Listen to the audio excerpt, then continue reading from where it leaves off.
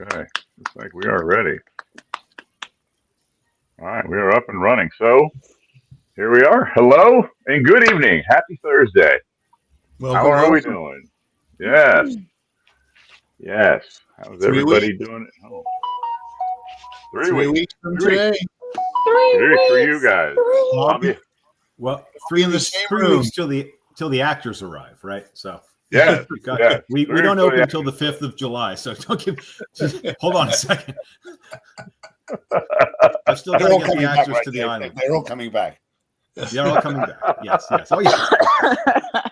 I actually spoke to our Richard Dreyfuss tonight, and he's Hey, he had just gone out with the other two actors last week, maybe even earlier this week. So it's the lads, this guy likes to call them. They are a tight knit group. Oh, Wonderful. yeah. JD Hooper Jr. So, hey guys, a quick introduction here for everybody. We have some incredible special guests that we are over the moon excited about tonight, and that is we have Mr. David Elliott, director for the Shark is Broken, producer. Producer for the Shark is producer Broken. out on the Cape. I apologize, and out for Martha's Vineyard, and we have director Guy Masterson, original director of the Shark is Broken, and I want to tell you how jazzed I am that you guys are joining us tonight. This is huge. This is huge for us. It's it really huge is. for So us. Yes. thank you very much. This is great. It really is. We're having some incredible conversation before the show even started. Wow. I was like, all right, we got to stop for a second, get some buttons going, and get rolling here. So, just want to thank you guys for coming on. My pleasure. Getting to meet and talk to you guys on this end of it is amazing. Because 2 years ago, I was sitting in New York City watching the show in awe, and so just want to thank you very much. Yeah, absolutely. Yeah. I'm thrilled that you liked it. Oh, unbelievably so. Unbelievably so. In fact, if we have enough time at the end, I'll show you how thrilled I was about how much I liked it. We'll see. See if you want to talk to me after that. Let's do that. And we do have a couple of people kind of popping in to say hi. Robert's saying hello. He's here. Robert's from over in UK. He's over in Scotland joining us Scotland. tonight. So, Yep. He's in Scotland. so, All right. so, Guy, you're not the only one up this late this evening. So, Yeah, that's true. so Maybe on my bedtime. can we how about just a quick, maybe a little background on you guys? I know that everyone that's hopped on and watching is familiar with the Shark is Broken, but how about a little bit about the two of you? So, David, can we start off with you? Sure. I actually met Guy in either 1999 or 2000. I'll make this brief. When he was coming over to New York with a series of shows that my now business partner was bringing over for what they call APAP in New York, which happens every January, and it's when producers and presenters all showcase and get together in New York, and there's hundreds of pieces of theater and entertainment that other theaters will look at and program into their season. And Martin at the time was living in London and bringing over 4 shows. Guys was doing Under Milkwood by Dylan Thomas, and he was part of this group of people that came over, and that's when we first met. And I went on to become a commercial producer shortly after that. And with Martin having a relationship with Guy, every time Guy came to New York, he would always pop into the office just to say hello. So when I got the call from Bill Haney last summer, he was one of the co-producers of the Broadway play. He asked me if I would help him produce the show in Martha's Vineyard.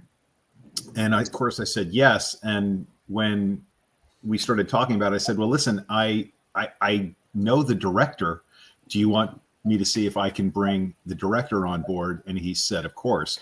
So I called Guy, and then that conversation quickly led to, well, then let's see if we can bring on the entire UK creative team, not the actors because the show was on tour. So Ian wasn't available, but it led us to bringing first The Shark is Broken to the North Shore Music Theater, where we presented it not too long ago. It closed a couple of weeks ago, but it was with the entire creative team. So we recast in New York and 3 lovely actors and presented it to great reviews and delighted crowds. And now we are taking it to Martha's Vineyard, where we will coincide with the great celebration of Jaws 50 It was a great. It's one of these things that I always talk about this business being the theater community, as opposed to the film industry.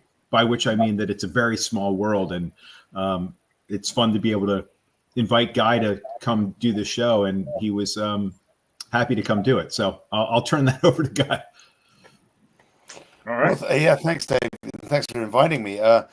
When I was doing this show on Broadway, and we were talking about where it might go after, I said, "Well, there's only a couple of places that I, really want to be a part of," and Martha's Vineyard was top of that list, and just to do it for the 50th, or should I say, Martha's Vineyard, and that's where I really wanted to do it. So the call from David was very fortuitous, and I'm an American citizen as well, so working here isn't a problem. My father was an American, married a Welsh woman, and so when David invited me, I said, well, let me just see if we can license the video from Broadway, and let me see if we can license the original soundscape that we created for Broadway and the West End. And the original designer, who was not only the original designer of the West End and London, but the original designer and original Shider of the first ever show in Edinburgh in 2019, Duncan Henderson. So yeah, and they all came on board willingly because they wanted to be part of the Jaws 50th thing, and here we are. So, I suppose in theory, this is as close as you can get to a Broadway level show happening in Martha's Vineyard. Wow. Yeah. Absolutely. So we're bringing the highest level that I think we can bring that anyone's going to. I think in the U.S. the show's been licensed here and there, but I think this show is really bringing as close to, I wouldn't want to call the authentic Shark is Broken, but of the original with from original Shark is Broken, and I'm certainly delighted to be bringing it across to the Vineyard, where I think the audiences are going to really be thrilled about it. Yeah, now this I is should at add the here that Performing Arts Center, right? Yes, It's that's not- right. We're at the Martha's Not the Vineyard Playhouse, Performing Arts it's the Center. Performing Arts Center. Okay. Yeah. So, Michael, we Playhouse we is had tiny, when yeah. we were exploring venues to potentially do it in, because the set itself is about 32 feet long, I don't think it would even fit on the stage at the Martha's Vineyard Playhouse. No. But the Performing Arts Center is, I'm sure you know, I mean, it's a 40-foot wide stage, and it's a 700-seat theater. I mean, it's a proper theater. So we'll also be able to bring in all of the technology that we weren't able to bring at North Shore, which is the projection design, which, as Nate can attest, having seen it on Broadway, is pretty spectacular. It's been modified for the touring version. We actually had a production meeting about it today, about projections, but it's the one element we didn't have at North Shore that I can't wait to employ on Martha's Vineyard. I think what's the beauty of having Duncan on board designing this is he is a Jaws freak like we all are, and he knows absolutely every single diagram to the centimeter, to the millimeter. The authenticity of his design is unparalleled. So when you saw it on Broadway, that whole cabin area was exactly as the original Orca was designed, and right down to the materials in the room, and the posters on the wall, and the stains in the right places, and all of that. He was a stickler for all of that. It was it was a terrific thing to be able to do. So the design of the of our version is slightly more open, slightly more. Yeah, exactly. We have the same first aid kit. Yeah. Well done, Michael. Well done. Well done. And so when in my first production meeting with Sonia Friedman, who is the great British producer, probably the foremost British producer in the world, and one of the most successful, regardless of her nationality. She produces Book of Mormon. She produces Hamilton. Yeah, I've heard Sonia. Yeah, the shows that she produced, and there was little old us in Edinburgh, and Sonny was the last producer of probably about 1,000 that came, and really it was about 10 top producers who wanted to fight for the show, and Sonny just said all the right things. And finally we got into a production meeting with her, and she said to me and Duncan, well, all of us really, she said, what's your dream? And I was thinking, well, how much can we spend on this thing? She said, forget the money, just tell us how you want to see the play. And wow. Duncan said, well, I had an idea that I would put the whole orca on and we'll cut the end off, and we'll just sit it in the middle. We want it to be intimate, that kind of thing. And I said, well, what's your feeling about backdrops? I don't want really backdrops, because I want to see the weather change and all of that kind of thing. At that point, I didn't really know too much about what videography can do. And I certainly couldn't imagine us having what we eventually had, i.e., a full backdrop, full cinemascope image, and then also the sea lapping up against the boat. And, on Broadway, you see the boat literally sitting in the sea. It was remarkable what we were able to achieve and what Nina was able to create. It took 5 projectors. It was extremely expensive. But as she said, if we're going to deliver this play, we need to do it at the highest level, and which is what we did on in the West End, and then of course we did the same on Broadway, where it was 30 times more expensive. But that's I can imagine. And a quick question for you. I've read that your designer for that was such a stickler to detail. I mean, everything down to the measurement, everything. And my understanding is that the barrel was production used. That was an actual barrel from the movie. Is that correct? It was that we got for Broadway. Yeah, someone donated it. Came down from Martha's Vineyard to donate it to us, which was a fantastic addition. And one of the things I was going to say in earlier on was that when we were discussing what the boat would look like, and Duncan had this idea of a shark bite taking out the front section, a huge shark bite, and that we could look into the boat, and that was our way of seeing the action on the boat. That he wanted it to be a smorgasbord for Jaws fans, so that everything they could see had some kind of meaning, right down to a receipt which was mocked up from Edgartown, from one of the stores on the high street of Edgartown during the making of Jaws. And we then happened upon we hired a production manager who was an absolute Jaws nut, Graham, and he had all the books, and he insisted on just taking it upon himself to just accumulate props for the show, which he just stuck all over the boat. So if you look inside the boat, you will see crumpled up receipts. You will see crushed cans of Narragansett. You'll see everything that you will spot in the movie. As I say, it is a smorgasbord, a museum. And what's fun for the actors, of course, is that it's fun for the audience if the little Easter eggs, if they can, obviously they won't be able to see a receipt, but for the actors, it really puts them even more viscerally into character and into the role. So it's something they've commented on and certainly enjoyed the having those things on board. Bill was very insistent that we have a yellow barrel on board, and yes, we couldn't of course get the original, but we had one that I think. So it was one of there's certain things in our set that are tucked away that again are fun for audiences to get a hold of, because as we know, there's so many iconic things that are on that boat. So, well, I think I have to say, I'm sorry. Go ahead, Mike. I'd say the thing is that it really resonated with the fans, because our pages were just full of fans getting there early and taking pictures of the set, and oh my God, it's like this and that, and here's this. And like I said, attention to detail. The fact that you dug out a 50-year-old first aid kit to throw on the set that I noticed immediately, but other people might not even care.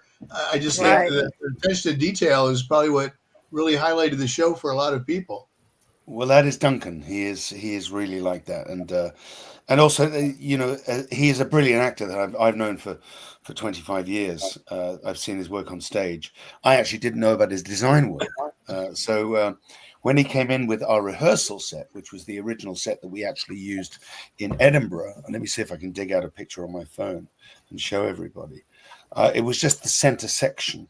And we did it in a black empty space, so it would be lights up, scene, lights down, lights up, scene, lights down, and very much different to what you've just witnessed. Well, right, but that's Edinburgh. You have 10 minutes to get your show up and out, but by the other shows coming in behind you. So. Hold on, there is Ian. Let me pull you up there, Guy. There is Ian rehearsing in a pub. And that's him wearing my football team's hat. He's of course a vehement opposer of my football team. He just forgot his father's hat, so he had to wear that. Let me see. There's my original mock-up of. You got another one? Yeah, let me pull you back in there, bud. Let me see. I've got now. Right. Let me see if I've got some pictures of the original set just coming across now. Just I've got to flick through them. I wasn't prepared for this. Sorry. Oh no, it's fine. No, that's quite all right. Great. Actually, you know what? Here they come. While you're finding that, I got a couple people just trying to chime it in and saying, we got Frank joining us saying, good afternoon, y'all. Jim Conway is saying hello from North Carolina. Donna Honey, we call her Queen of Martha's Vineyard. She's joining us tonight. Mark Ames. Fantastic. Yeah. Paul, hello from Burnley, England. We got Paul Christine. He is the one Paul. that runs the Shark is Broken fan page. Great guy. Wonderful guy. Yeah, we got a lot of people joining in here tonight, and Paul's telling us that Robert donated a barrel. Okay, There's one of the original reviews. Well, both of those. It's starting to come through. That's when we knew we had a hit. That is Ian in Edinburgh. Oh my Just goodness. with the line for his show and the poster just behind it. Oh. Looking very thrilled. And that's the original set. That's all we had. Oh wow. Wow. Just You strip see that? down. Yeah, sure. And there's Duncan hiding behind Dreyfus there. Oh yeah. That's the designer of the Broadway show.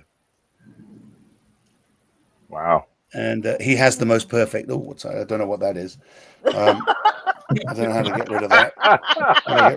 It's the specifics of the photo itself, I think. But how do I get rid of it? I don't know. God, oh, never mind.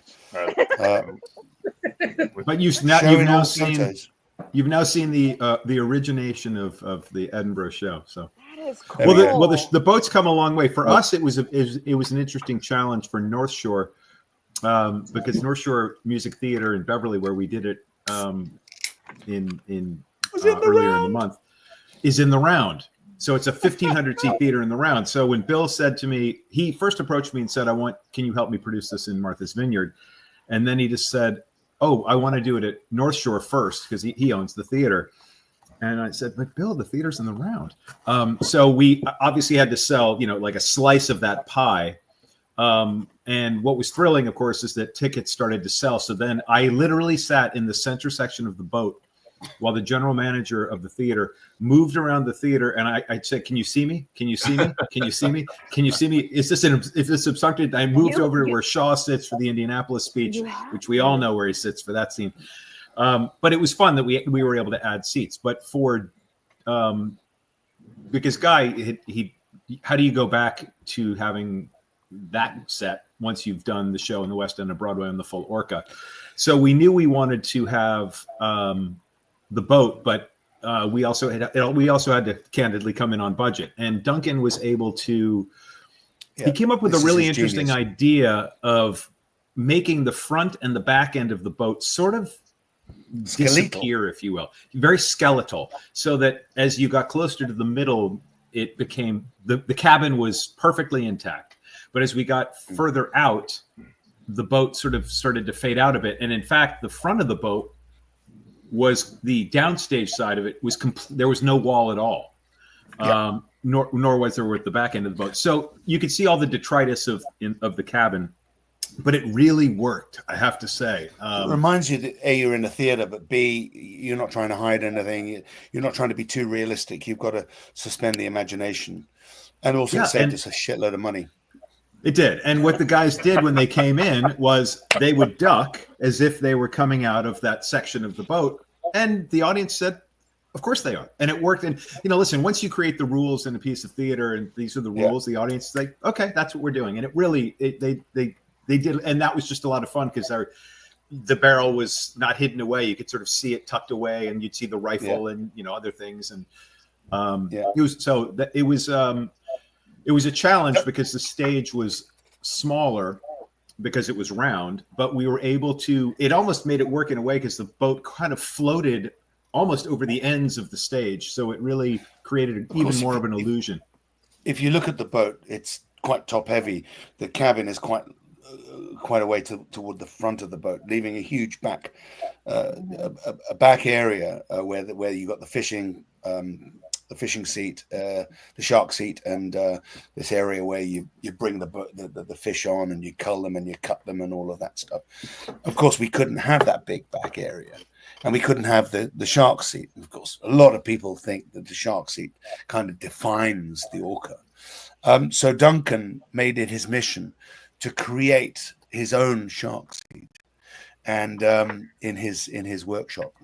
And there is, in the original Broadway, West End and Broadway design, there is a shark seat, which is the fighting chair, right? To the fighting chair, to the team of what it was. But I'm just going to say something and I'm sure everybody on this knows this because you're all Jaws fans, but that fighting chair mysteriously disappears in the film.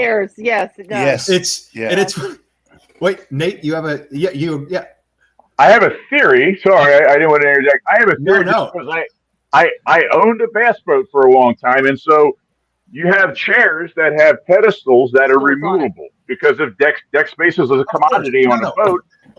So is that right? I'm just saying we never saw them remove the chair. That was because if the chair had been intact, Quint would have been able to grab it on his way down into the shark. But you also don't see any sort of area where this chair would be planted or a base, right? There's not a base. There was nowhere to put it back in there. It was gone. What is that?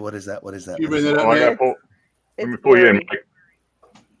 Oh, there you go. Bring Mike. it back a little bit, Mike. It's a little. It's a bit bright. Too much glare.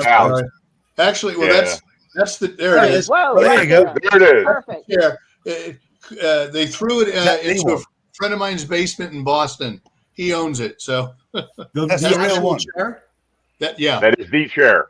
The chair and the rod. Yeah. Can he lend it to us for Martha's Vineyard for the show? I'll ask him. I bet he Mike, would. don't take him seriously. We can put it on the There's set. no room on the boat for the chair. Guys, desperate. Forget the actors. We'll put it in the cabin. They're fighting. There's no room left in the car. We'll put it in the turret at the top. Good point. Fair enough. Or you can put People it. will show up just to see the chair, right? I'm the director. I get to choose. It's True. true. That's the director's chair. That could be the director's Right. chair. Oh, now that's an idea right there. Can you imagine directing that in the rehearsal room from the chair? That would be great. That'd be awesome. That'd be awesome. I said, get your lines right. It's one of my favorite moments in the film when that reel just goes click, click. Yeah. And he starts to stretch. There's so He much goes like tension this in and that. he Oh goes- my gosh. Yeah. Yes, it's so good. It's a brilliant moment. So good. So let me give you a little bit of history about about how it all came about. I had known Ian since 1997. He was dating one of my dearest friends, brilliant actress called Beth Fitzgerald, and he came up to Edinburgh to see her in a show that I had directed, for which she won the Best Actress award.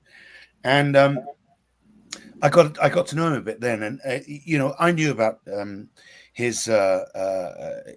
knew about his dad, and he knew about my uncle, and he knew they were friends, and he knew that my uncle had worked with his mum, Mary Orr, and I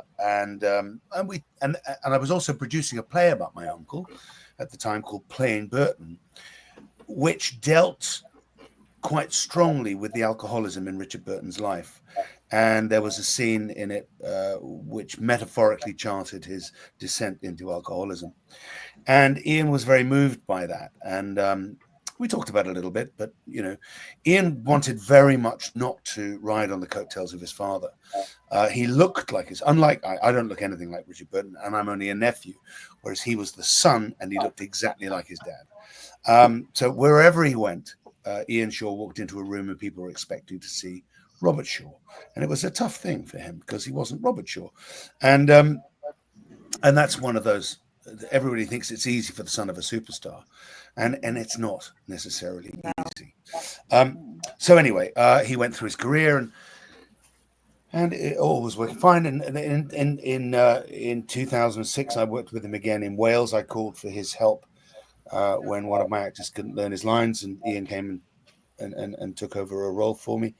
And we talked again about things. And then finally in 2018, Christmas time, he called me and said, I've got an idea for a show about three men in a boat. And I sort of went, would that boat happen to be the Orca? And he said, as a matter of fact, it is. I said, and what is the play? and basically, I said, so what do you want me for? And he said, well, I would like you to help me produce it in Edinburgh. And I said, and he said, I'd like you to direct it. I said, and who's going to play Dad? I said, who's going to play Dad? He said, he thought he might. Oh my God! I mean, for a producer, for that to land on your lap is pretty spectacular, and particularly with that piece because the role of Quint is so iconic, and he looked like his father. He had a moustache at the time. He looked like his father.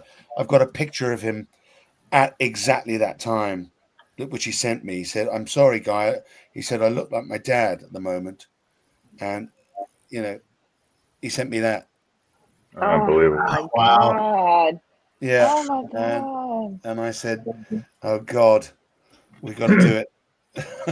Oh, Unbelievable. And go on. I mean, No, looking I over apologize. Nate's I shoulder, I mean, at the picture you've got of Shaw behind you, I mean, it's really, it's uncanny. Yeah, This one. it really is. Yeah. It's just, and I'll be honest with you, witnessing him live, you kind of sit there and you're mesmerized because you think you're catching. Yeah, that's exactly what you think. And I will not give any spoilers for anyone who has not seen the show. But when you catch the end of it, it is such an emotional punch to see what he does and how he does it.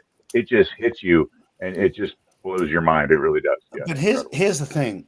We went through that whole process of Edinburgh and Ian, and then the West End, and we opened the show. COVID intervened before we opened the show, so we had to open it prior to the second COVID burst out in 2021, I think it was, and 2020 to 21, and we had to worry about a resurgence of COVID that Christmas.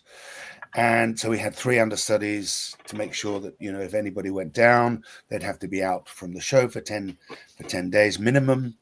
And we didn't want the show to close. So, and of course, so we had 3 understudies understudying 2 characters each.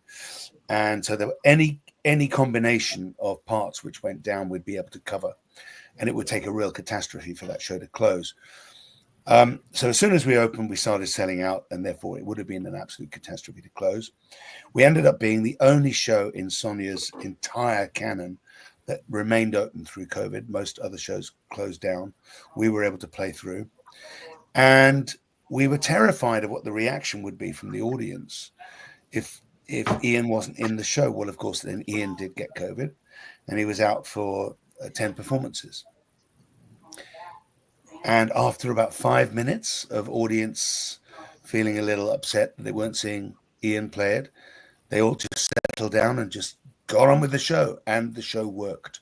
And that was such a relief that the show could work without Ian in playing his dad. And of course, it is a wonderful, incredible bonus, as you said, of seeing someone who walks out and looks the spitting image. But at the end of the day, we see it all the time. Once the human brain sort of rationalizes it, it doesn't matter who's playing it. It's all about the essence of the character. Yeah. Well, it was one of the things that exactly. What sorry, go ahead. One of the things that I said to Guy in one of our early conversations about this when we were still planning, I said, Guy, you have to, I said, I need a really candid answer from you because we knew we weren't going to have Ian in the show because he was going to be on tour. And we knew we were going to open it. At that point, I knew we were opening it at North Shore first. And I said, does the show work without Ian? And he went on to describe really what he just described now. And he said, I assure you, it really does. And this guy, we've got Timothy Hull, who it was great because he came in and he had, it helps that you've got the chops. The mutton chops. Yeah. The mutton chops. Yeah, and as you can see from the left, Jonathan Randall Silver, who's in the middle, he looks an awful lot like Richard Dreyfuss. Yeah. And Josh looks an awful lot like. Yeah. Well, it was funny that when we opened the opening night, when Josh walked across the stage, because he's the first one on the boat as Scheider, you heard this ripple go through the audience because with the glasses, everybody's got the, Shaw and Dreyfuss and Scheider have those glasses. So there was almost this chuckle. And then when Jonathan hops over the back of the boat with the knit cap and the jean jacket, it was a laugh because he looks so much like Dreyfuss. And then Timothy comes over with the mutton chops and the quint hat, and all of a sudden we're off to the races. And they really played beautifully. They Guy did a wonderful job with this cast, and I think in a remarkable period of probably 7 proper days of rehearsal, maybe 3 more where, but they really pulled it all together. And hey, listen, on Broadway, you're given 5 weeks of rehearsal and you're given 3.5 weeks of previews. We had 7 days of rehearsal and no previews. Yeah. And and that's just by nature of I won't get into the weeds on that, but it's just by nature of the contract that they use at North Shore. It's just very punitive to have a long rehearsal period, and they just don't do it. And this is a company also that will produce full staged musicals. I don't know how they do full choreography, and they do it in the same kind of crazy period of time. But that was another thing that when I said to Guy, I gave him the schedule, and he I need 3 weeks. He said, I need 3 weeks on this. And then I went back and I tried to get him some days. And ultimately I wrote him back and I said, Guy, you've got 10 days to rehearse. Can you do it? And he wrote me back. He said, of course we can. Rehearse and tech. And tech, yeah. But he said, of course we can do it. But he said it's going to require these guys coming in with a great amount of those words in their head. And they really did. Yeah. And they did. They did more than that. But can you imagine a better opening line? Am I allowed to swear? Of course. Oh, yeah. Yes. So what is one of the greatest opening lines in Broadway theater? What a God Almighty fucking waste of time! I mean, come on, isn't that great? I mean, most people think of Broadway, darling. I love it. Lord, what a lovely day! Yeah, there's some language in this play. They say fuck a lot in this play. Let's be honest. Let's just get that out there now. That's right. So for you parents out there that want to bring your 10-year-olds, they've probably heard it all before, but they have heard it. But don't pretend that they haven't, for God's sake. You'll miss a good play. Well, if I can comment, it really. Here's the script. He's not lying. He's not lying. What a God Almighty fucking waste of time. If I can kind of talk to what you guys are saying, I mean, really interesting what you say, Guy, about how whether or not it's Ian or whoever's acting, if you have the show is done well and is written well and is directed well, and you have a good group of actors, it's going to work. And credit to the show, because the thing is when you're there, that's just it. You're not going through all different types of setting and background. It's the Orca and it's those 3 guys, and so that's the antithesis of it, and that's it. It is just there is no brushing off of anything. It's there in your face. So that is, I just think that's a credit all around to the fact we're able to pull the show off and have it. Thanks, man. I have to say, the show, the script which you have there, Michael, that is a distillation of 4 different productions. And as you get closer to the gold, the gold at the end of the rainbow, you rehearse this so many times. You play it in front of different audiences. You refine the lines. You refine what they're saying. And you get right down to the nitty gritty of, I'm sorry, I'm not allowed to use that phrase. You get right down to the essence of what every single line means. And they were all fought over, literally. The playwrights came in with this idea, but it took the moment you put it on its feet, the moment you refine it, the moment they stand up and say, that line doesn't quite work. Let's use a pithier line, a pithier word. What is that saying about the character? Ian was incredibly open to changing the script as we went and to refining it. And one of the evolution of the play was that in Edinburgh, it was only 70 minutes long. We cut a scene in order to make it fit the time slot. And many people don't know this, but Edinburgh is all about quick turnover. You'll open shows at 10 o'clock in the morning and play them till midnight, and you only get an hour, maybe an hour and 10 minutes. We had an hour. It's like New York. It's like the New York Fringe. Yeah, exactly. Okay. Exactly. And so we only had 70 minutes, and so we cut what's called the Dreyfus scene out, and actually it made for a very interesting thing. But it was literally lights up, scene, lights down, scene, lights up, scene, lights down, scene, but it still worked. When we went onto Broadway, and we knew we had to extend the show. No one's going to pay a great deal of money for a ticket if all they're getting is 70 minutes and a glorified Fringe show. They want a West End show. So we knew we had to extend it. So we had the Dreyfus scene to add in, which maybe took it up another 12 minutes. And then we thought about how do we flesh this out? What meat can we put on this bone? And Ian was very open to adding more psychological and philosophical stuff into it, and just to really give it some meat. And we honed it, but it was still really a play mainly about Shaw. So it was kind of Jaws from Shaw's perspective. Which is what Ian set out to do in the first place. He was doing a play about his father from his perspective, from his diaries. And when we took it to Canada after the West End, we realized that the first thing is that Canadian audiences don't like to watch 3 grown men argue for 90 minutes. They don't want to see it, right? And because they're nice people. The Canadians, it gets a bit tiring after a while, And we realized that if we were going to bring this into New York, that we had to balance the books better. We had Scheider needed a deeper story, and then Dreyfus needed a reason for being the way he is, and again, going up in front of an American audience, we just needed to really find that core of the play. And Ian was willing to go all the way to doing that, and the play we're doing is the Broadway script, the script that you have in that book, and that's why I think it's so good, because it's been refined over 4 years. I don't think a great piece of art comes without a lot of refinement. Mm-hmm. Wow.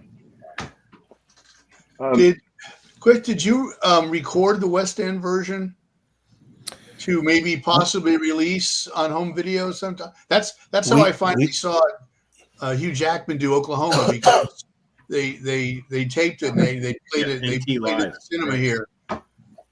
We did record it, but not for archival purposes. It's called, but it wasn't filmed officially.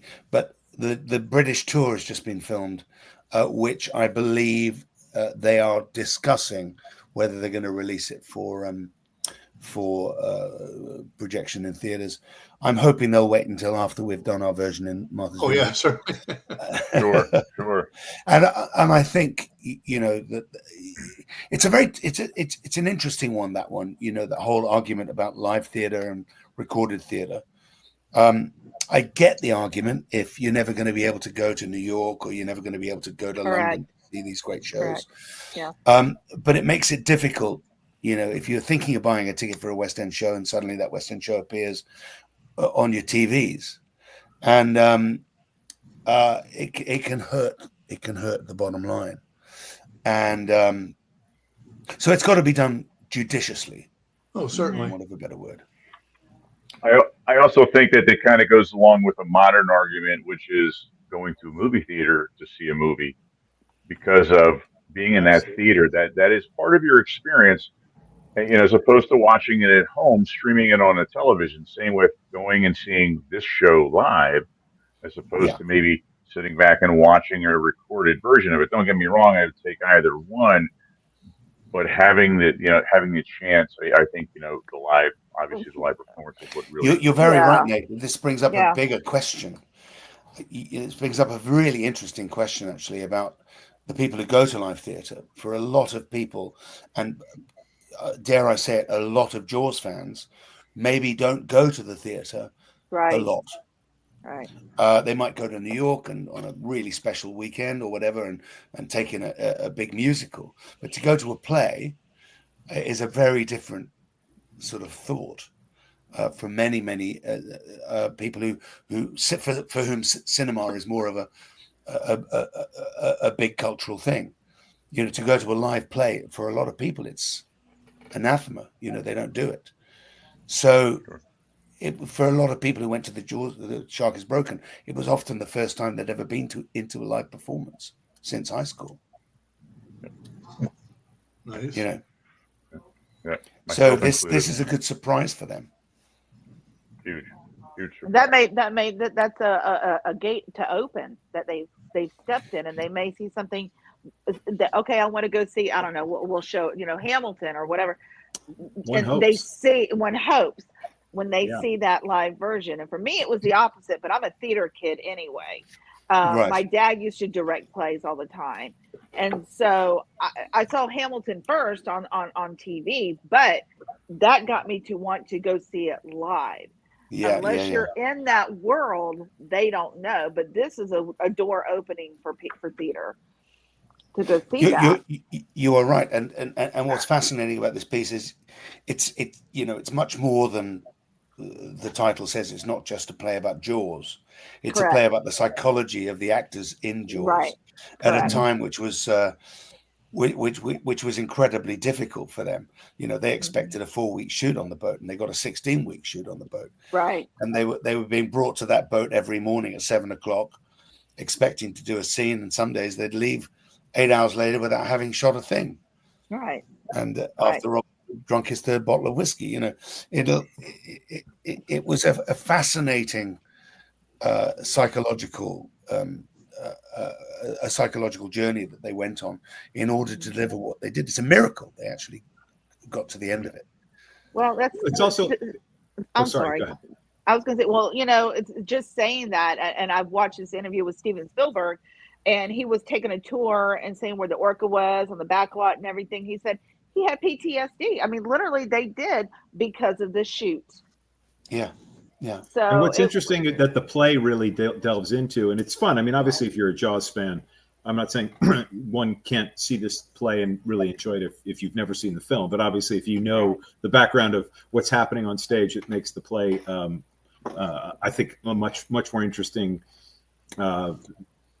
outing. But what's fun is to watch these actors really over time argue and ponder, if you will, about the success or the frivolity of the whole endeavor. And of course, we know that this is going to be the highest grossing film not long after we have the benefit of hindsight. Yes. So it is. So there's a lot. So a lot of a lot of the, not only the pathos, but the humor really comes out of this, this sense of these three, two really seasoned professionals and one guy who knows his star is rising. He's desperate to hope that his star is rising. And we've got one guy whose star is who he feels his star is descending. Another guy who is really happy with the sort of orbit of his star, in Scheider, the archetypal true professional. It really is a remarkable thing that Ian and Joseph put their finger on. Three men in a boat.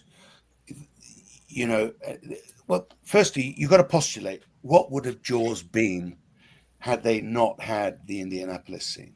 If Quint had not delivered that speech, what would Jaws be? Yeah. I think that it would have been basically a horror flick about a shark. Yeah.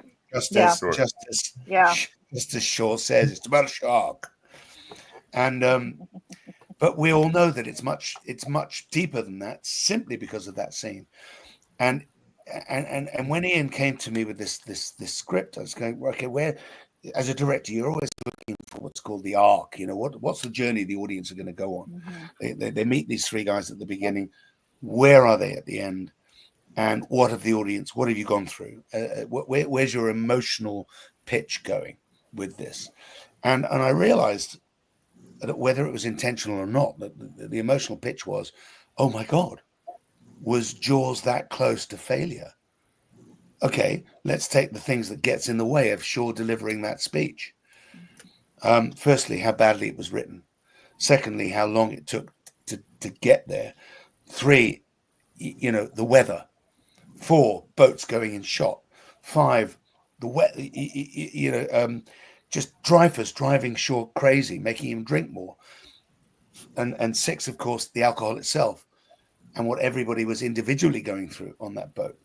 When they came into work every morning, what was the day going to hold? Nobody knew. Now, as an actor, I can tell you, all you want is stability. All you want is to know that everything is right. And you can focus and get the job done.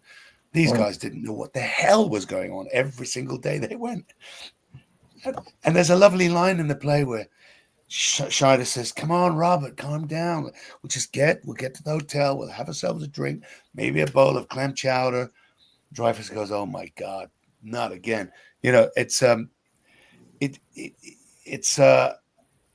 just shows that the stress that those guys had to go through to deliver what we now know is one of the greatest movies and changed the face of movie making.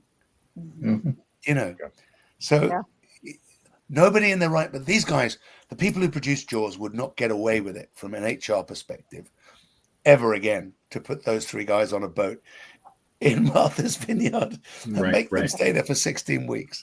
And the fact that they gave such great performances under all that stress, under duress, makes it even more. I mean, when you watch the Indianapolis speech and Shaw's just going at it, and in the camera you see Dreyfus and Scheider off to the side, and they're staring at him, and I tell people they're not acting; they are just marveling at the greatest performances in 70s cinema.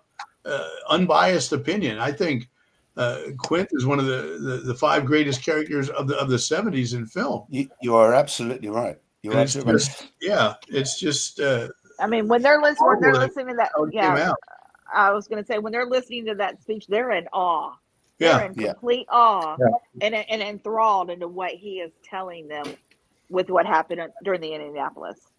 And of course, the way he's telling them with that kind of resigned smirk on his face that, I'm not getting emotional about this, but maybe now at the end of this, you understand why I'm such a maniac. Why I do. Correct. You understand why I am who I am. Yeah. Total justification, so sure. Yeah. We always talk about stakes in film, stakes in theater. I mean, it's just, this is why the stakes are so high for Quint. And it's personal, right? So, and it's why later on when the shark surfaces and they're going after him, he smashes the radio and to hell with the crew. I mean, I've talked to Guy about this, and I always find the parallels, of course, to Moby Dick. He's gonna kill this thing, whether it sinks the boat, whether it kills the crew, and he goes down. Collateral damage to hell.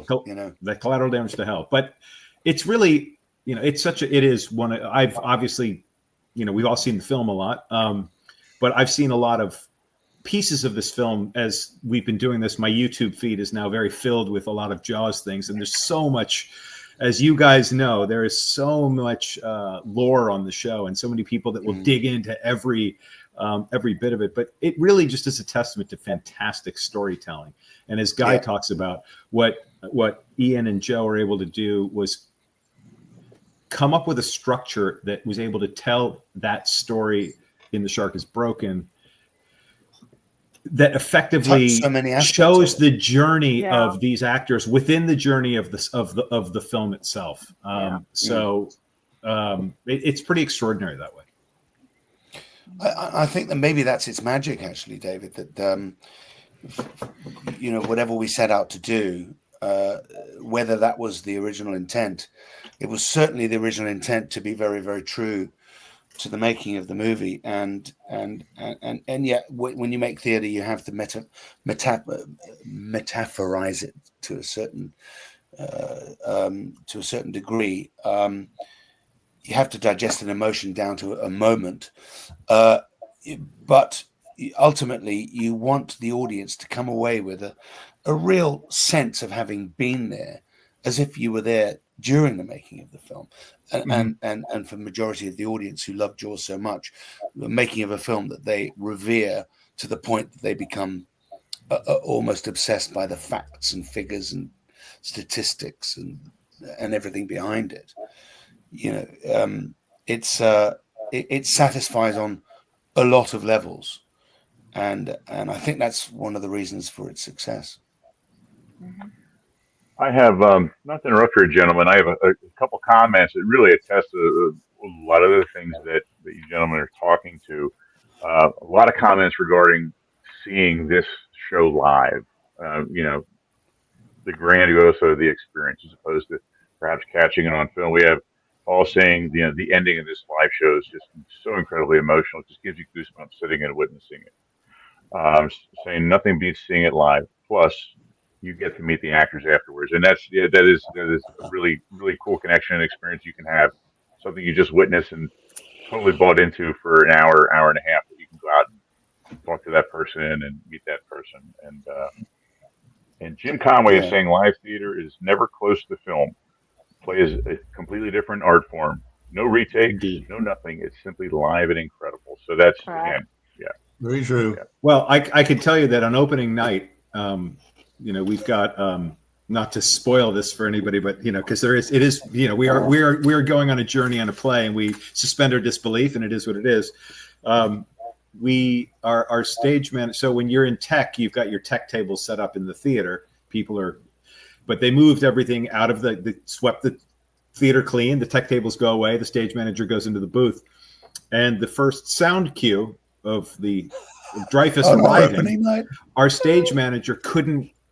Somebody had moved his light, so he couldn't find the button to call the sound cue. So Scheider's on the boat. He sort of waved to the launch as it's arriving, smoking, right? And Jonathan is crouched down behind the boat, waiting to pop up as Dreyfuss to enter the boat and deliver the line that Guy has already delivered. And we're waiting for the sound of the small boat to hit the big boat, because that's the conceit, and that's how we get actors on and off stage. So we're waiting, and finally Jonathan just says, he knocks his arm against the set to make a sound, and then hops up and goes on. But it was, and that was actually the scene where the actor, when he popped on stage as Dreyfuss, the audience actually chuckled because he looked so much like him. But about 25 seconds later, I'm sitting, in my seat, and I hear this "gugunk" sound effect because he had to catch up. He wasn't going to skip it. But I'm just saying, these are the things that this is to whoever wrote in, Nate, about live theater. This is what happens. Sometimes you're, and so in this case, there's so many moving parts. But in a way, it was actually a great start to our first live performance, because as an actor, you're nervous, and this sort of, this changed the whole dynamic of I got to get up there, and he gets on, and I got to tell you, the play on opening night just played like a house on fire. It was terrific. Yeah, it did. I mean, you can imagine he is there literally on his hands and knees waiting to pop up, and the sound cue's not happening, and he's looking at his watch, and he realizes it's not a watch, it's a prop. Jesus Christ. Right. Well, and actually, he's looking up at Josh, who's playing Scheider, and apparently he's saying, "Should I just come on? Should I come on?" And Josh looking at him like, "I don't know." And he's visible to the audience. Oh God! I mean, Scheider's on his 15th cigarette. Exactly. Right, exactly. It was a very meta moment. The first 5 minutes of the play are just Scheider smoking. Yeah. I just love the idea of Scheider actually going, Dreyfuss looking up at him going, "What should I do?" And Scheider just going, "I don't care, man. I'm going to get into a split.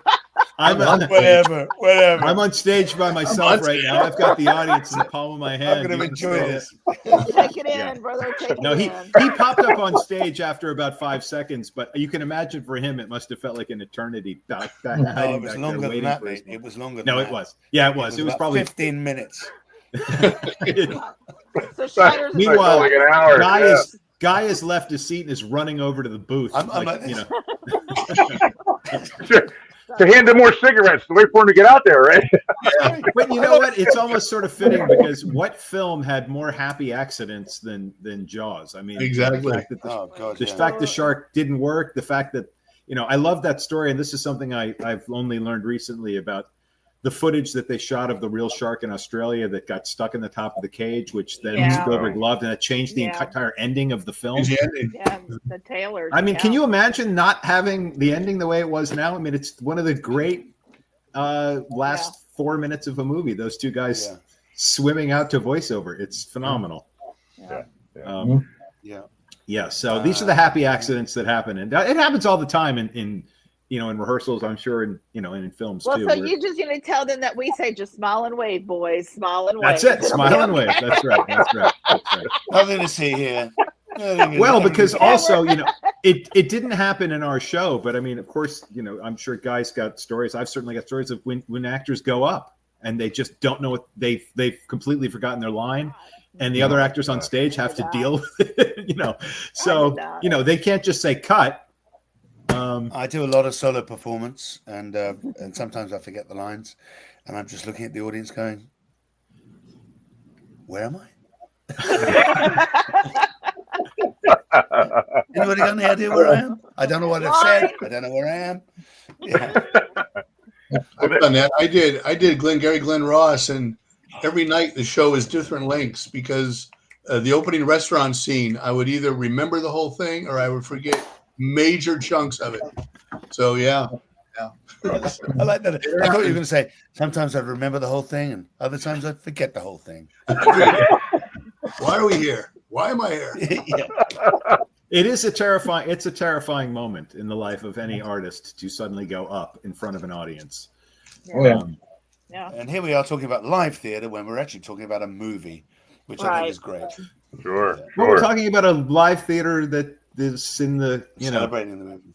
The movie. And here's the thing: Robert Shaw was a great theatrical actor. Yeah. He was a Tony Award nominated writer, Pulitzer Prize nominated writer, a playwright, and a Tony Award nominee as an actor on stage. Mm-hmm. So he was. I always thought Quint, another award slight, that Quint, he wasn't nominated for an Oscar, but the fifth person that year was Maximilian Schell, who did The Man in the Glass Booth. Man in the Glass Booth, That's just, yeah. That's remarkable, isn't it? Yeah.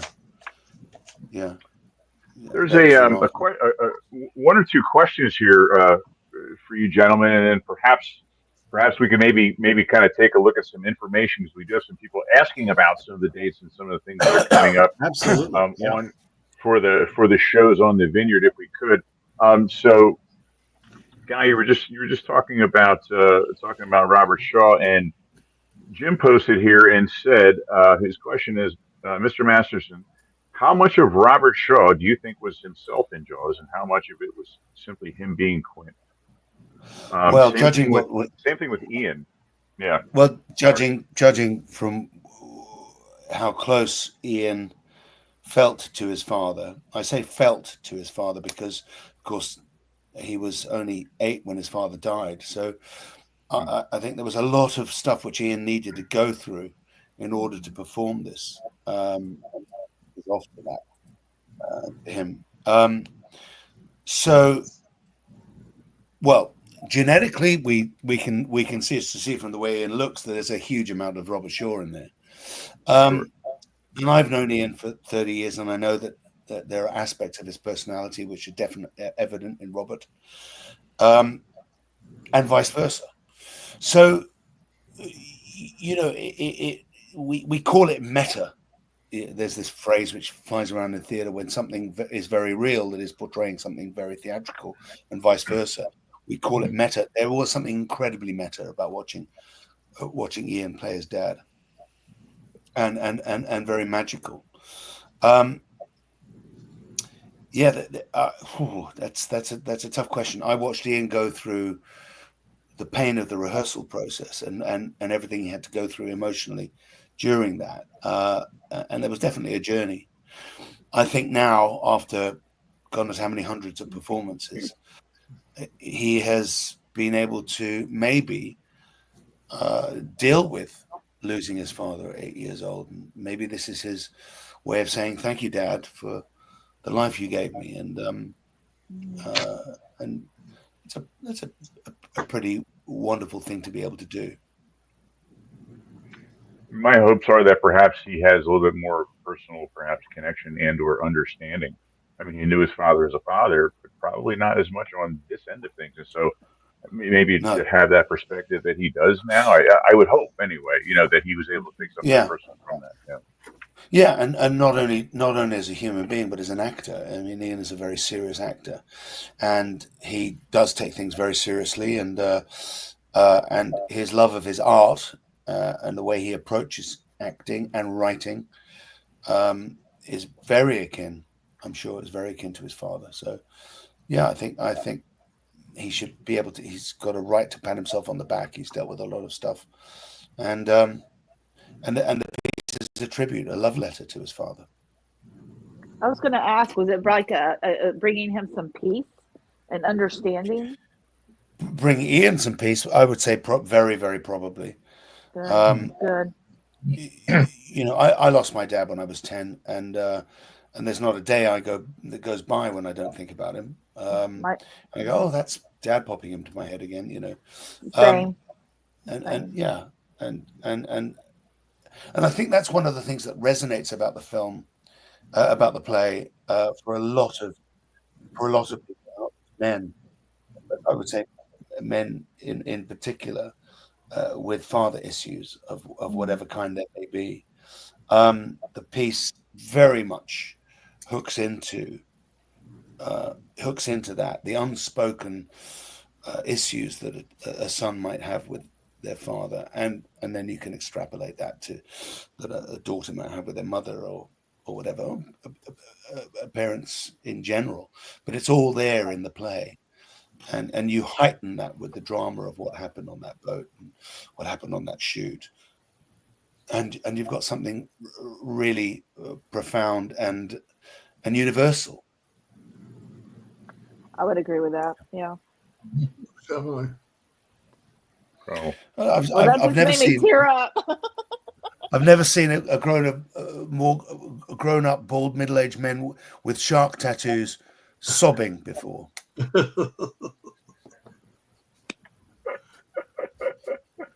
That's huge. Jim, who asked that question, just said that he is just in awe of that, and thank you for that. Thank you for answering that question. I just thought that was incredible. Pleasure. Yeah, thank you. Yeah. Our good buddy James Scott is joining us. He's got two questions for you guys. Number one, do they serve coffee ice cream during the interval of the show? There is no interval. It's straight through. Narragansett. Right. We serve Narragansett ice creams. And you got to crush it. You got to crush the cone. Crush the cone. Yes. Sadly, we're not going to have. We'll have merch. We'll have hats, hoodies, and T-shirts, but we won't have any concessions. At no ice creams. Center. No ice creams, I'm afraid. I'm not coming. Unless somebody very enterprising on the vineyard wants to bring an ice cream cart. Oh. That would be so. If anyone listening on the Vineyard wants to, You watch. you know, They'll have prices come out and so bring a sky-high. gelato card or something, that would be fun. The Man, prices will Martha be so control high. I it. think they're being shark. There's a shark at the door. So,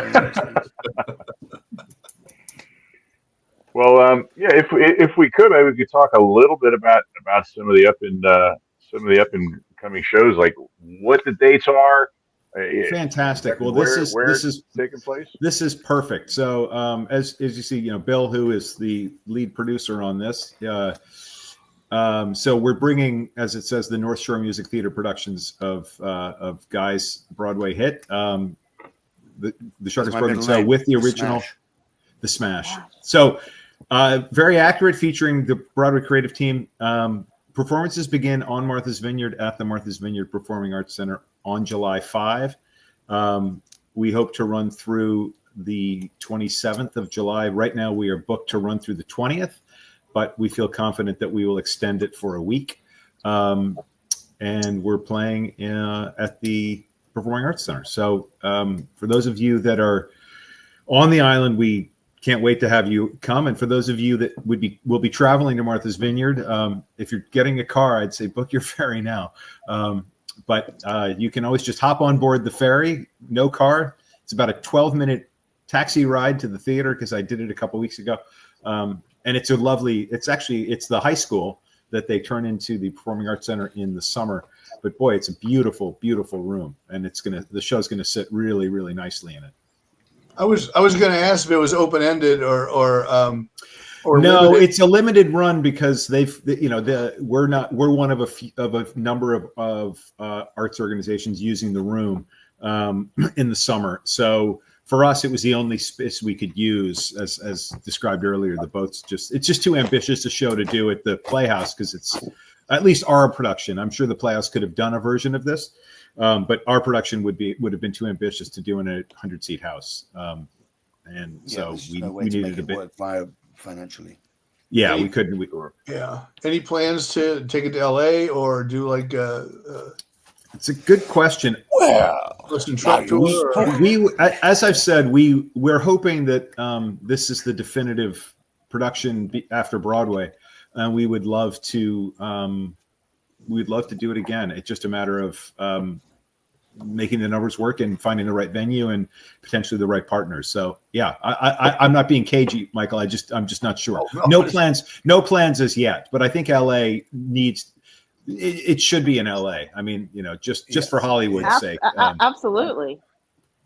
Yeah, just to show. But I think bringing it to Martha's Vineyard this summer with the 50th is, it could not be a more opportune time for this show. And we're going to be out there for the Jaws 50. Guys going to be, I think you all are at the museum as well. So we're going to be at the museum as well. We're going to do an hour at the museum, and then I'm sure we'll see you at Winnetou for the live screening. We hope be a lot of fun to be had. Yeah, it's going to be a great weekend. And then what we're special weekend. Hoping and well, I think what is true is that once the weekend is done, we're going to be the great Jaws event that'll be ongoing. So we are also going to be in the 4th of July parade, which I think is great, because I know the parade's featured in the film, and we are going to have an 8-foot fiberglass shark being towed behind a Jeep of some sort. And if it's not too hot, we will have a 11-year-old in a shark costume, and hopefully we'll be throwing out like shark gummy sharks, or nice, something like that. That's gonna bring them in. Yeah. Evidently legs, right? Do whatever it takes. Do whatever it takes. Our friend Gabe DeSalvo has a replica. He made his own Blazer. He's got the Amity PD Blazer. 74 Blazer. I mean, yeah. The roll bar, He's going to have it at the museum that weekend. I'll introduce you to him. Maybe you guys. Oh, you have to. Absolutely. Have the parade. Yeah. Oh my gosh, that'd be fun. That would be fun. Oh yeah. Listen, I mean, I invite any of the people on the island that want to get involved in the Jaws section of that parade that have anything to do with the film, or just are wearing Jaws themed gear. I mean, absolutely, the shark will be the Pied Piper, and we'll all just follow behind it. It was fun though. We got this shark. It hung in the lobby of the theater, and it was a great sort of social media fun for the audience to take photos with this shark.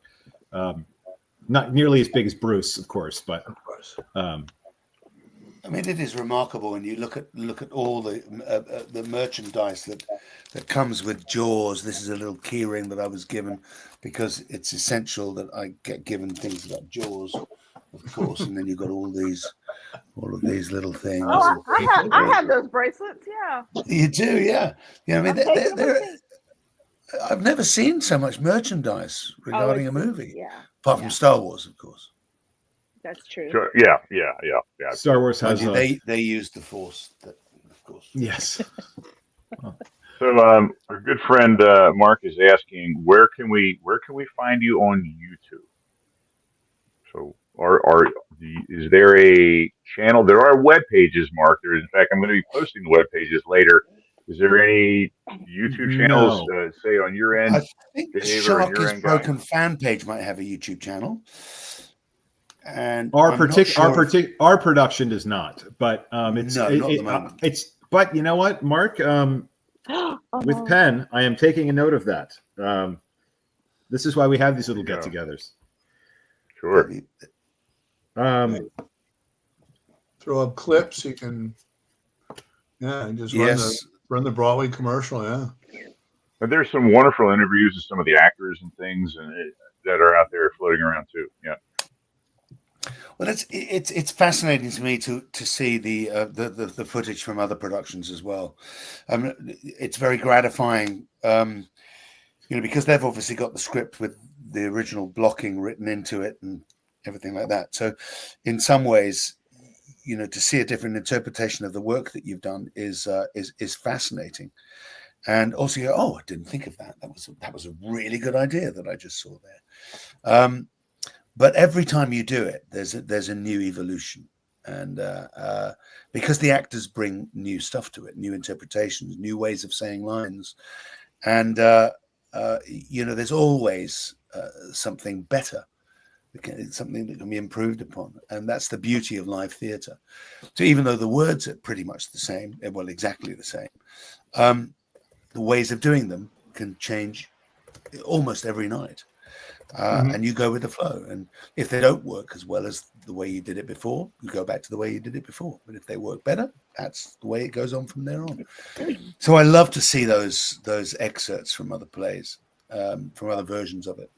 And more power to them, because it's a testament to Ian and Joseph's work that is happening.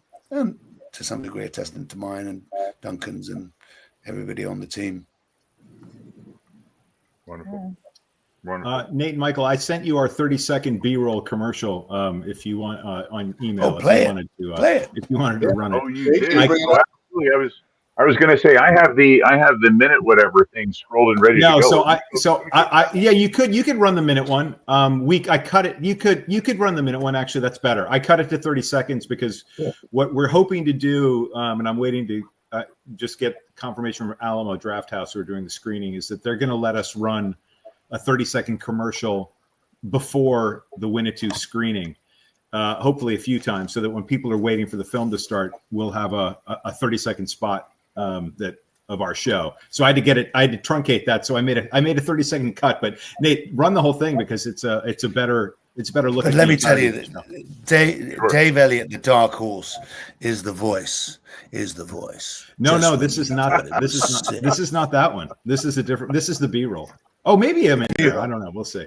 Yeah. The one I have is right from the sharkmv.com, which is if you guys want to get tickets, get on the mv.com website, Martha's Vineyard website, and hit this. I'm literally going to pull the site up live, and that's where we're going to pull the clip from here for you guys. And this is what I'm going to be posting on the show afterwards. Here we go. Yeah, sharkmv.com. You guys, when you get on there, scroll down through, it will give you. Hold on, why are we not moving here? Let me try that again. My apologies there. That's okay. It's a great image, and also I should say, as it says on there, we are presenting this with Circuit Arts, one of the local arts groups that we're been delighted to partner up with on the island. Sure. Yeah. Let me grab that again. I apologize. Let me try that one more time. Stalling out on me here. Well, Nate, do you have the 70-minute footage that we can see? That's what. Yeah. That's what I'm. That's the one. You need to bring. That's the one I want to see. Yeah. All right. Oh, it's working. There we go. Okay. I apologize. Is this one okay, Dave? That should be it. Pretty Yeah, good. that'll work. Yeah, no, this is the one I cut from, so this is perfect. Awesome. All right. Roll this out here, guys. Action. Japanese submarine slammed 2 torpedoes into our side, Chief. For God's sake, I can't say this! It's duller than my tax returns! Why are these things so goddamn unreliable? You know, they can put a man on the moon, but they can't make a mechanical fish that floats? There will never be a more immoral president than Tricky Dicky. Fellas, if we really are going to be here for the rest of our lives, let's try and make the best of it, huh?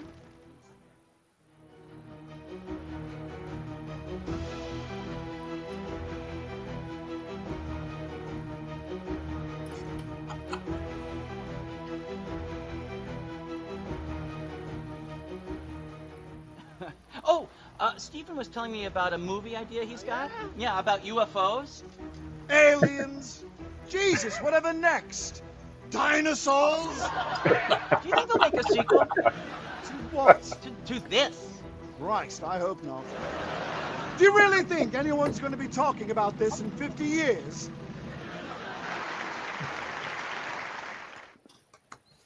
Yay! Oh, Yay. There you go. Looks simply amazing. Yeah. Looks simply amazing. Unbelievable. Yeah. So you guys at home, if you have not seen it, get out and see it. If you're going up, if you're on the Cape, if you're going up there, if you're going up for Jaws 50th, get yourself out there, grab a ticket, and go check it out. One or two people that are watching said, so when Jim chimed in and said, American Express is going to be calling me momentarily. Fantastic. Because he just booked tickets. So yeah, if you guys can get there, and listen, it's starting to show up other places. You know, I just found out that there's going to be a different production of it out in Western Pennsylvania, out near Pittsburgh. So you know, keep your eyes out there, and if you know, Gus, Guy, do you know of any other place that might possibly? Is there any other places it could be showing up? It's as much as a surprise to me as it is to everybody else, but it's a great surprise. I think it's fantastic for Ian and Yeah, so what it is that the show is, so you know, normally when a play goes into what they call licensing, it's when anyone can then write to the licensing Concord or Dramas Play Services or Broadway licensing, and they can do the show. So you can go see Grease for Guys and Dolls. And in this case, the licenses are being granted, I think, on a request basis. And Bill Haney has a good deal of the Northeast sort of ring fenced. So at this point, I think we have that section reserved. You know, starting with Martha's Vineyard. That was really the important one to start it with. So. But well, yeah, people are doing it. It's a testament to the show, and the people want to see it. So, yeah, and seeing it in Martha's Vineyard is just like, I mean, that's just full circle. That's just bringing it back home. I mean, that's to me. Yeah. I saw Jaws in the theater in Edgartown, and that was a come to Jesus moment for me. I can imagine seeing the Shark is Broken on the island. So Nate, here's the beauty of it. Bill Haney owns the movie theater in Edgartown. Oh, nice. So talk about full circle, right? So yeah, so he's been in the movie theater business for his entire career, and he started getting into the legit theater business 20 years ago. but he loves movies, and this is a movie that he absolutely loves. So it was an easy leap for him to want to get on board the Broadway show. But it is a lot of fun that the parade is going to go right past the Edgartown movie theater that he owns, where he will be showing Jaws. And presumably he's going to have a huge marquee of The Shark Is Broken on the front of that. Well, he's going to take. I think he's going to take that shark and kind of put it over there if he can get away with it. But we'll see how long the Edgartown Village Hall lets him get away with it. But yes, he's going to. Yeah, listen. Martha's Vineyard and Jaws. We're calling it. So we're calling it. I don't know if we invented this, but it's on a T-shirt. It's going to say the Summer of Jaws, Martha's Vineyard 2025. Because we know the celebration is Jaws 50, of course, but we're going to be there. If we could have opened that weekend, we would have, but the school's still in session. So, kick them out. Yeah. Happy graduation. Needs a teacher. Pass them all. Just tell them you can be there out there handing out diplomas. You're good. Bye. Go. Here's the coffee ice cream. Across the deck of the Orca, getting your. Well, and I think and I know that Circuit Arts and the Discovery Channel are doing. They're doing the I don't want to say what's it. They're doing the thing on Friday night on Jaws 50. The thing sort of kicks off that weekend. It's I think a documentary on the film. So Yes, so the whole weekend will actually first major event will actually start out at the Performing Arts Center. So it's sort of a nice little tie-in. Yeah. Wow. So those of you that go, you'll know how to get there a second time when you come back to see our show. It's going to be terrible for those who don't drink at all, isn't it? well, and to interject with that, Donna, a friend of ours that lives there on the island, it fits right along with what you just said, Guy. Buses are free this summer on Martha's Vineyard. Yeah. So you will not have to pay to get anywhere, and it is a great busing system. So, Guy, if you show up, you can have as many drinks as you want and go to the show. if only I drank. I might take it up. There you go. But yeah, really, to everyone out there, I mean, it just honestly just makes the accessibility just that much easier. You don't have to worry about it. You can literally, and I've been on those buses a mess of times. It's a great system. You can get on and say, look, here's where I need to go. And they'll tell you, okay, this number, this is where you get off. I mean, really, it works very well. There's a lovely line in This Shark Is Broken. There's a lovely line early is when Scheider starts talking about roads. He says, did your driver take you down the Edgartown Vineyard Haven Road? My driver hit roadworks and then went up the Edgartown Upper Vineyard Haven Road. Roy, stop. You're talking about roads again. If I can't sleep tonight, you can come over and talk about Tell me all about it. Tell me all about it. Awesome. Wow. Well, we want to thank you guys for coming on. Thank you, Michael, JD, JJC. Thank you. We could sit and talk to you all night long out of respect for time. First off, just want to say thank you. Absolutely. This was a wonderful, wonderful evening and a blast to sit and talk to you guys. Just great guys to talk to. I can't say enough about the show. You guys at home, please, if you haven't seen the show, go see. If you did see the show, go catch a different version of it. I'm kind of intrigued by that now to see what the interpretation would be, and it's just going to be a great show. And just love the fact that we are able to sit here and spend time with. I mean, Mike and Janie and JD and I all feel blessed to sit and do this and meet people like you and just spend time and one of those just great candid moments. So we'll see you in Martha's Vineyard in 3 weeks' time or around. Yes, absolutely. Actually, 3 weeks from tonight, we're doing our show at the museum. Our show. That's right. Weeks. Perfect. So we'll come see it. We'll come see it. Yeah. We'll be there. All right. Yeah. We'll be at the museum the 19th. I'm sorry, Guy. Were you going to say? I was going to say, I didn't know what being a true Jaws fan was until I did The Shark Is Broken. I remember going to see it I think we got it here in 1976, and I would have been 15 when I saw it for the first time. And then I went to Universal Studios, and of course the first thing I wanted to do was the shark attack. But it's lived with me. But I wouldn't have said that I was, a freak. I was more a Star Wars freak until I did this play. And I think really it has such a hold on movie lore and everything. And of course, it's Steven Spielberg's huge break and all of that stuff. It's just been fantastic to be part of this community. Thank you. And in my upcoming book, I've got about 10 pages on this show. Wow. So, and now you have to re-edit the whole thing and say the directors are complete. No, I got an interview with Ian in it, and the gentleman Lee Hartnett. I don't know if you've seen the illustrations that he's done. That's been posted on the Facebook page. Those are in the book. Yes, I've seen a few of those. Amazing. So, yeah, brilliant. Good stuff. Well, Michael, thanks everybody. Thank you so Lovely much to for meet you all. We appreciate it so much. Yes, we'll Thank see you you very in a much. few weeks. Thank you very look much, forward to gentlemen. it. It'll be a fun weekend. Oh, Absolutely. it's going to be an absolute blast. Yeah. You'll be there, Nate. I will Yeah. definitely be there. I'll be there. Absolutely.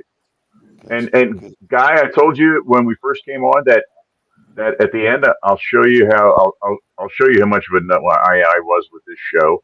I went There to we see go. it. I hope you didn't. I hope I didn't disappoint. I hope you don't think different of me. But when I went to see the show, I have a tattoo on the back of my leg of the Orca and of the Yellow Barrels, and I was so moved by Ian that when I met him, I said, "Would you mind signing right underneath my tattoo?" And he stood there and talked to me, and he said, "All right, but I'm gonna do a good one. I'm gonna sign this really well, good signature and all." And this was like 12 o'clock at night. I proceeded to walk around New York City on a Saturday night at midnight to find a tattoo shop that was open and didn't look like it was going to give me hepatitis to get his name tattooed on my leg. So his name is under my tattoo. It's Ian Shaw, right underneath the Yellow Barrels of the Orca. So amazing. So yeah. Do So you don't have a photo of your tattoo to follow up? I mean, He I does. actually 'Cause that picture- do.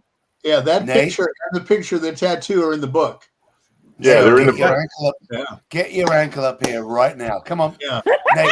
All right. Hey, if I have to, Do it, brother. if I have to, Nate. all right, Yes. here we go. Here we go. Wait. We'll drink He's to your gonna get- leg. We'll Yeah, drink to come All your right, leg. wait. Keep your leg. Hey, you guys are gonna have to drink to my leg here. Are you ready? Here, wait. Here it is. Let's see it. Oh no, we don't There want it to is. see that bit.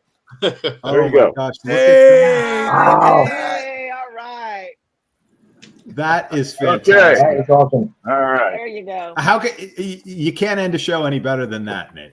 No. Yeah, can't top it. Can't top that. I'm not sure what I was looking at. My wife says the same thing, as a matter of fact, guys. So you're the only one. It's okay. That's No. the craziest birthmark I've ever seen. Yeah, we just want to thank you guys. This was a wonderful night, just sitting This is and great talking fun. to the Thank both you. of Thank you. Really was, and can't wait to get to the vineyard. Cannot wait to see you. And Guy, I'd love to talk to you again sometime. Thank you for coming on as well. Thank you for staying up so late with us. Just a wonderful evening. And everyone at home, It's past thank bedtime. you guys as well. I'm Cheers. dying, but I'll do it again. That was wonderful.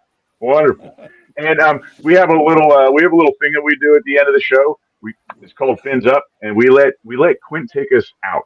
So if you guys give us a little fins up, and Quint will do his little farewell and adieu, and you guys at home, thanks for joining us. Farewell See you and guys adieu. next week. Farewell and adieu to you fair Spanish There you ladies. go. Farewell and adieu, you ladies of Spain. For we've received orders for to sail back to Boston. And so never more shall we see you again. Thank you, everybody. Good night. Perfect. Thank you so Night. much. Good night. Take care. Ciao, ciao, ciao. You too. Yeah.